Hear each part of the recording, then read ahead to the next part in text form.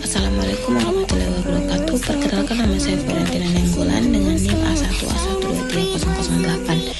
Saya dari kelompok 1 ingin memaparkan materi makalah kami yang dimana judulnya itu pengaruh suku bunga dan nilai tukar terhadap inflasi di Indonesia. Data yang kami gunakan dalam penelitian ini merupakan data triwulan yang dimana per 3 bulan dari tahun 2011 hingga 2023.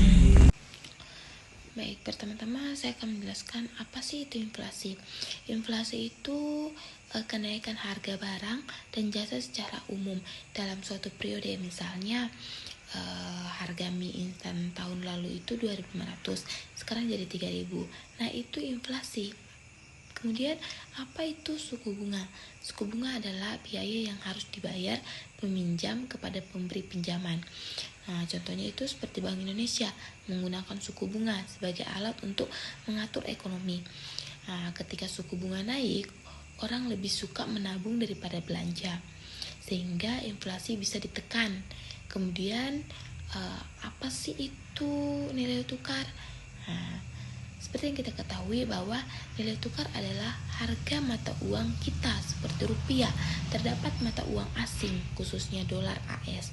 Kalau nilai tukar naik dari 14.000 jadi 15.000 per dolar, artinya rupiah melemah.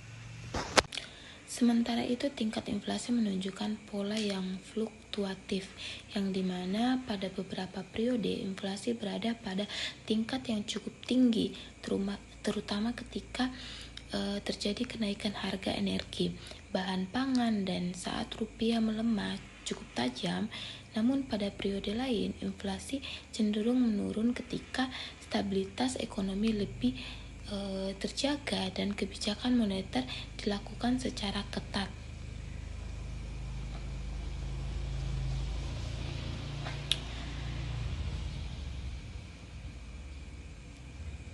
Adapun suku bunga mengalami penyesuaian mengikuti kondisi inflasi dan nilai tukar. Ketika inflasi meningkat atau nilai tukar tertekan, Bank Indonesia cenderung menaikkan suku bunga untuk menekan inflasi dan menjaga stabilitas nilai tukar.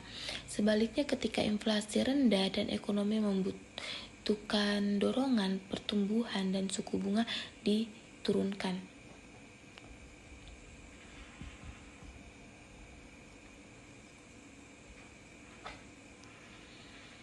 Dengan demikian, data triwulan ini menunjukkan bahwa suku bunga dan nilai tukar dan inflasi sering berkaitan dan bergerak secara dinamis sepanjang periode 2011 sampai 2023. Kemudian di sini saya akan menjelaskan mengenai hubungan antara variabel, yang dimana ada hubungan negatif antara suku bunga dan inflasi. Ketika Bank Indonesia naikkan suku bunga, orang lebih suka menabung. Nah, uang beredar berkembang, pemerintah turun, maka inflasi turun. Sebaliknya, kalau suku bunga turun, orang lebih suka berbelanja dan pinjam. Nah, maka uang beredar banyak, pemerintah naik, dan inflasi naik. Bisa kita lihat bahwa inflasi tertinggi itu di Q3 di 2013 mencapai 8,60%, dan inflasi terendah itu di Q3 di 2020 yang dimana hanya 1,43%, masa pandemi atau permintaan rendah. Terus suku bunga tertinggi itu di 7,50% di tahun 2014. Untuk meredam inflasi tinggi, nilai tukar terlemah yaitu 15,533 per USD di Q4 2023. Nah, terus model yang digunakan, kita menggunakan regresi linear berganda dengan persamaan inflasi sama dengan alfa ditambah beta 1 dikali suku bunga ditambah beta 2 dikali nilai tukar ditambah error. Artinya, inflasi dipengaruhi oleh kombinasi suku bunga dan nilai tukar secara bersamaan.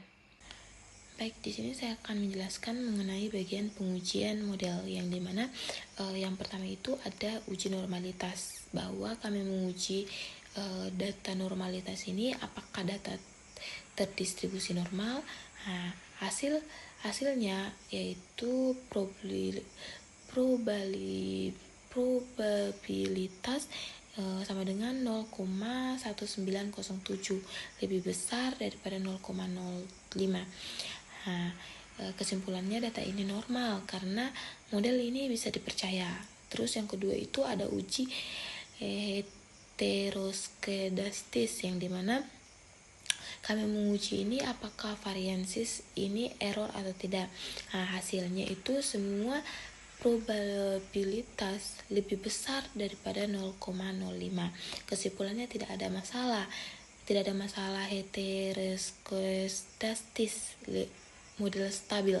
Nah, model ini stabil. Nah, terus yang ketiga itu ada uji autoklarasi. Di sini ada masalah ketika kami uji, ada kolerasi antara waktu penggunaan, bahwa hasil probabilitas itu 0,000 lebih kecil daripada 0,05. Kesimpulannya ada autokolerasi, perlu perbaikan metode. Nah, penjelasan untuk autokolerasi ini, bahwa kejadian di periode sebelumnya mempengaruhi periode sekarang. Ini wajar karena ekonomi memang bersifat dinamis dan saling terkait antara waktu. Tetapi dalam model statistik ini perlu diperbaiki agar hasil lebih akurat.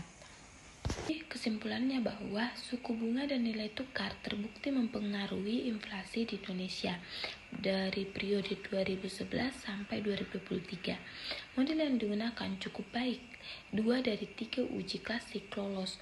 Hubungan antara ketiga variabel ini sesuai dengan teori ekonomi makro. Bank Indonesia harus menggunakan kedua instrumen ini secara simultan dan terkoordinasi.